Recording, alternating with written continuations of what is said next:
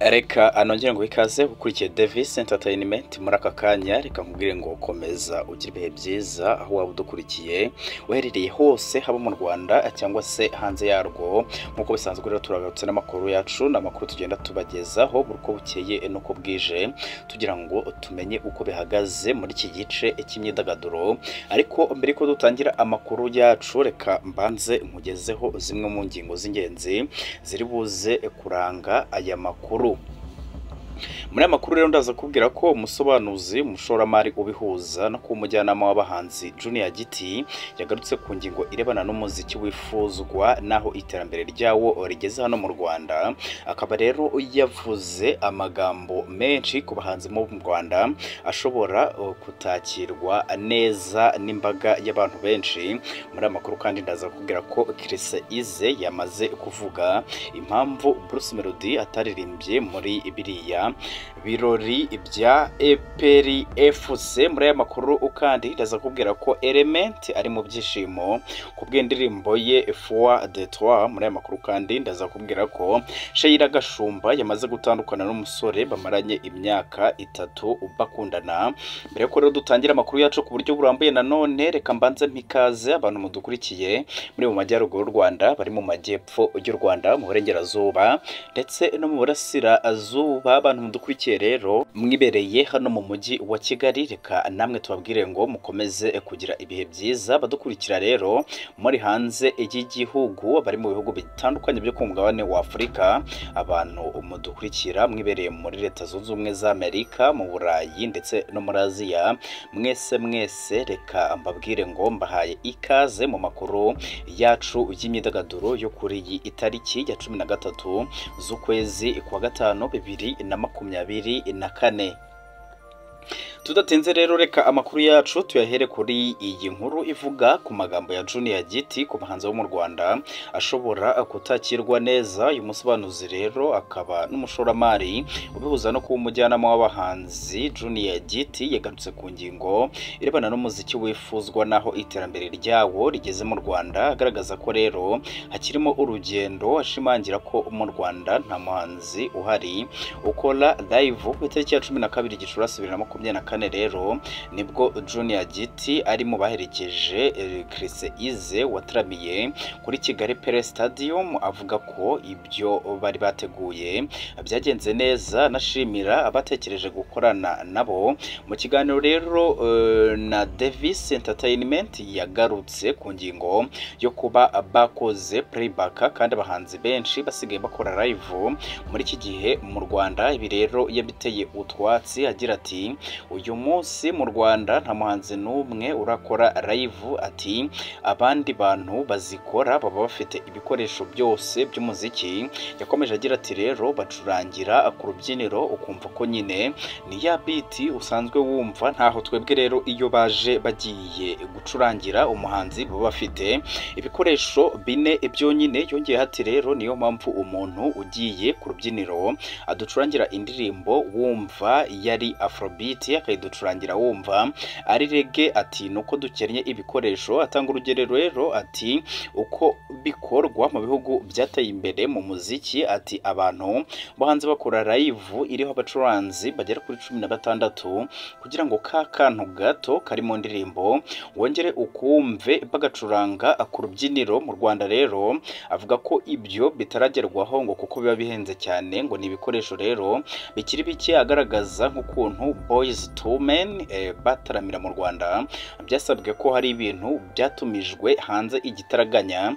Yagarutse rero no kuri Kendrick Lamar, ati Kendrick Lamar aza yazanye abantu 15 baje mu ndege bonyine bari bumucurangire gusa, mu gihe rero avuga ko bigoye kubona umuhanzi ufite itsinda rirengeje abacuranzi bagera kuri 5.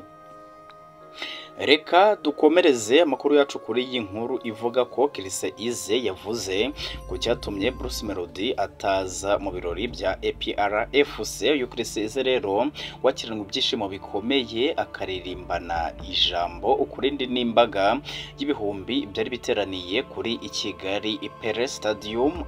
yagize icyo avuga kuri mugenzi we Bruce Melody utarabashije kuhataramira mu gihe yari yitezwe na benshi. Byari birori rero bibereye amaso byitabiriwe n'abafana benshi ba APRFC na bake b'amagaju byahuraga rero nubwo igikombe cyari cyarangije kubona nyiracyo. Ibirango rero bya Primus byari hose nk'umuterankunga mukuru.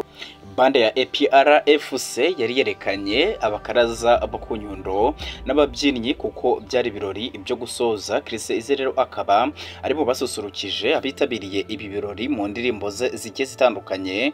Nyuma rero yo gutaramira bitabiriye ibirori by'ikipe ahorana ku mutima, mu kiganiro na Davis Entertainment yagarutse ku ngingo yo kuba Bruce Melody ku munota wa nyuma atarabashije kuboneka. Chris Ease rero yabisobanuye agira ati mu muziki habamo ibintu byinshi abantu batamenya. Yongereyeho ati ku mpande zombi harabayeho impamvu runaka kandi iyumvikana. Ati twese rero abari mu muziki ngo niko biba bimeze ngo kuko nakazi, mbega yumvikanishaga ko nta wagira uwo atera ibuye ngo kuko buri umwe aba ari mu kazi ke. Yavuze ko kandi yishimira kuba byibuze ababarizwa mu mupira w'amaguru batangiye gutekereza mu buryo bwo kuwuhuza n'umuziki. Ageze rero ku buryo abafana bamwakiriye yavuze ko bimutera ubwoba bwiza. Avuga ko rero urukundo bamwereka ngo ruhora rumusunikira gushaka gukora ibyiza kurushaho ngo kuko aba yumva ari wo mwenda aba afitiye. Reka amakuru yacu rero tuyakomereze kuri iyi nkuru ivuga ko Element ari mu byishimo byinshi kubwa Foi de Toi. Uyu Element rero yinjiye mu mubare w'abahanzi nyarwanda mbarwa mu bafite indirimbo yarebwe n'abarenga miliyoni 15 kuri YouTube.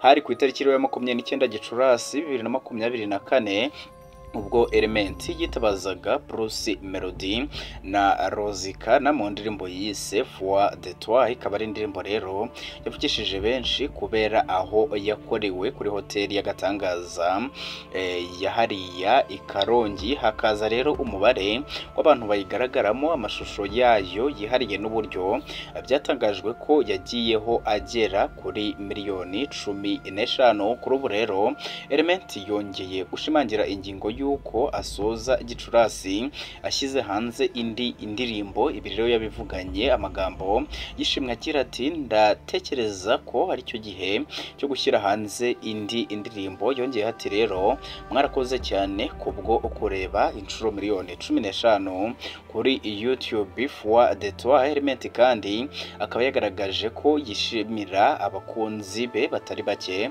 bamukunda kandi bakomeza kumuba hafi. Atangaje inyuma y'imisi mike asobanuye ko iyi ndirimbo yatangiye ari ya Rozikana gusa bitewe n'impamvu zinyuranye bikarangira ibaye iye. Iyi ndirimbo rero ikaba yaranditswe na Rumaga, amashusho yayo gakorwa na Gadi. Ikaba ari iya kabiri Element ashyize hanze. Ya mbere ikaba yarayise byitezwe ko rero isaha ku isaha uyu musore yashyira hanze indi indirimbo izanatanga igisobanuro cy'injyana ya Afroga kuko ariyo izaba ikozemo. Element rero akaba ari mu bahanzi bakiri bato bakomatanya gutunganya umuziki w'amajwi ndetse no kuririmba. Akaba umwe rero mu bantu batatu bagize itsinda rya 1.55 nyuma ya Compressor, Rozikana, Kensol na Bruce Melody.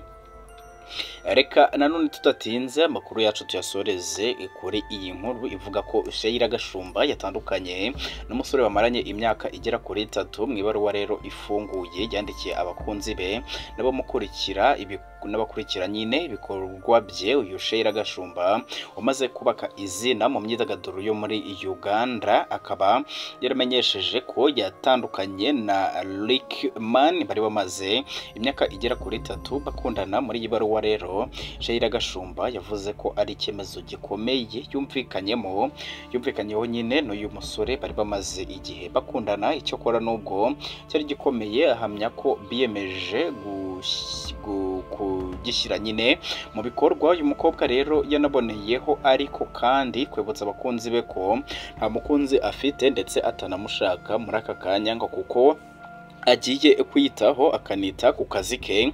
Aba bombi rero batandukanye mu gihe amakuru y'urukundo rwabo yatangiye kuvugwa mu mwaka w'ibihumbi 2021. Iki gihe rero Lekman akaba yaramaze gutandukana n'umunyarwandakazi Amanda Darling, bari bamaranye imyaka igera muri 2 yose. Kuva icyo gihe rero batangiye urugendo rw'urukundo, imitoma n'amafoto yo mu ngendo za hato na hato zabavanaga i Kampala zibajyana mu biruhuko atandukanye ko gutemberera. Yacaga rero ibintu ku mbuga nkoranyambaga. Ni bamwe rero mu bakundana bakurikirwaga n'abatari bake bitewe nuko bose ari ibyamamare, cyane ko uyu musore asanzwe ari umuhanzi w'izina ritari rito mu muziki wa hariya mu gihugu cya Uganda. Uyu Sheila Gashumba rero akaba ari umunyamakuru ukunzwe muri Uganda, by'umwihariko akaba umwe mu bakobwa bakurikirwa cyane ku mbuga nkoranyambaga muri kiriya gihugu.